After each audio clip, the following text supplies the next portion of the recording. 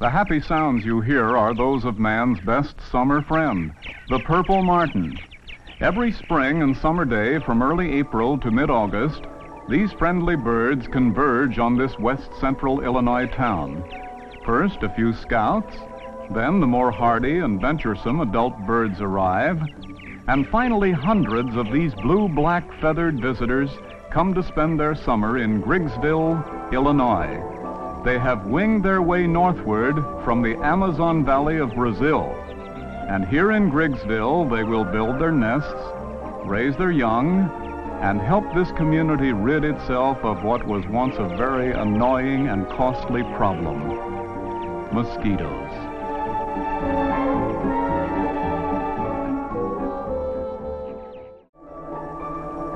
The Griggsville community's love for birds begins this story. It is the story of how a small Illinois farming community came to be known as the purple martin capital of the nation. Let's drive into Griggsville and see for ourselves how this community solved their problem of mosquitoes. As we turn into Quincy Street, the main thoroughfare of Griggsville, we're greeted by a vista of shade trees and rows of gleaming green and white two-story martin houses. Looming ahead at the town square is the Empire State Building of the bird world.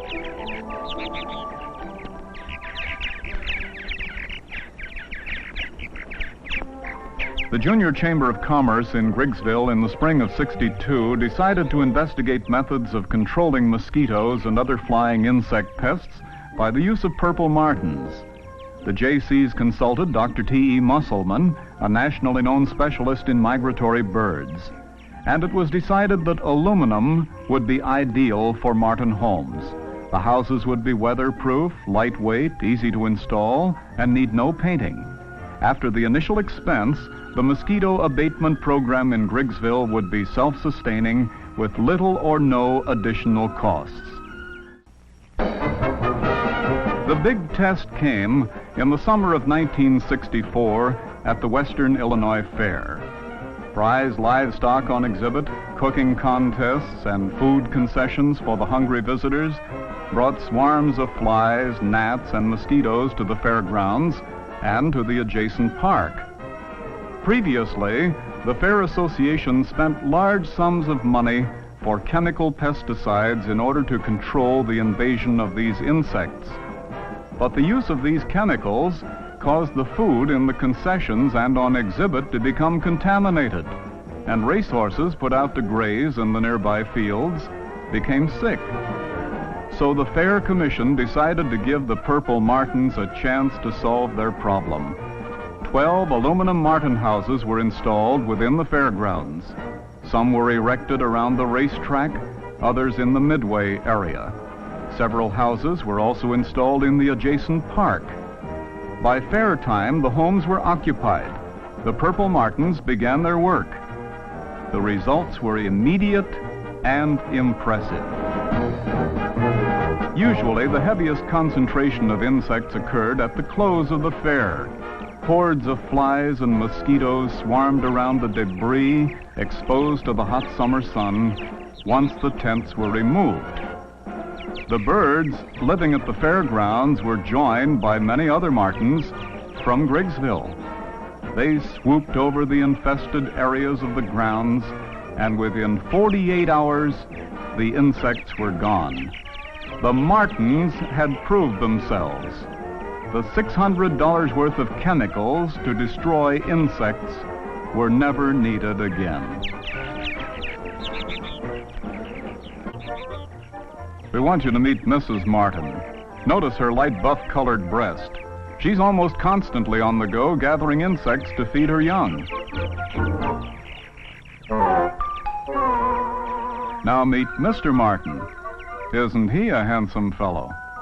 Shining, blue-black, a good provider, and a fine father.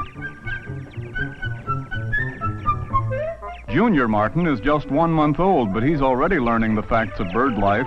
Mother and Father Martin have urged him to try his wings, but he has to pause for several rest periods. Mealtime at the Martin household is pretty much an all-day affair. It takes a prodigious amount of food to raise 3 or 4 baby martins from hatching time to flying age. The food of the martin is always flying insects, but the species will vary depending upon what is readily available.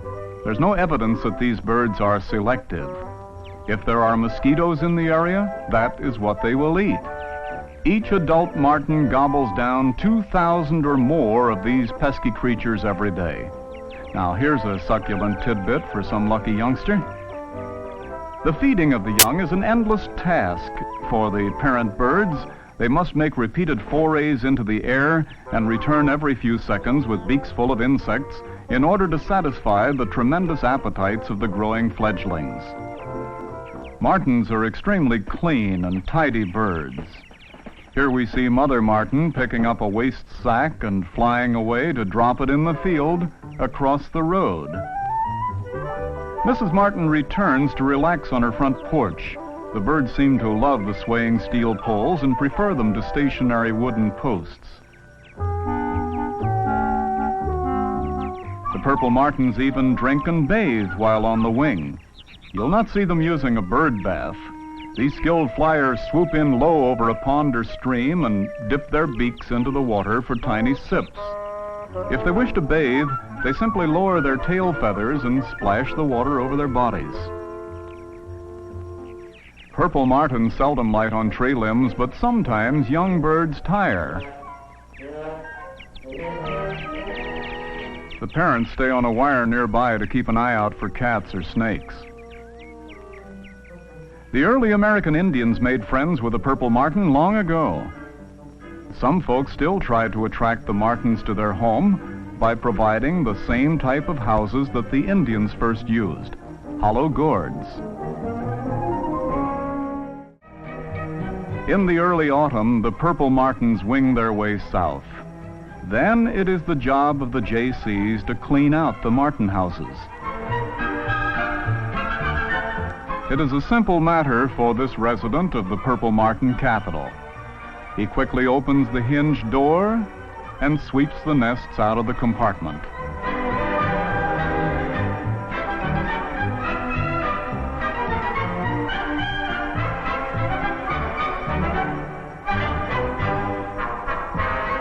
Snaps the winter door stops into the openings and then closes the door. It's easily raised or lowered to a handy height. This Martin summer resort is now closed for the winter.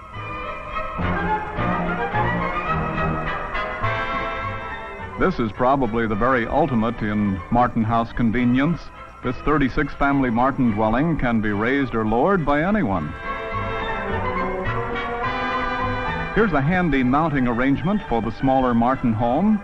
A 3-section steel pole that lowers the Martin house to a convenient level and raises it to a height of 11 feet.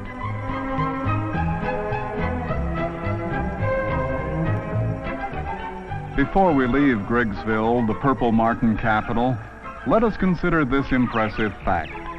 The 3,000 purple martins that visit here during the summer rid this community of over 650 million mosquitoes in the course of the summer. They did it for Griggsville. Why not let them do it for you?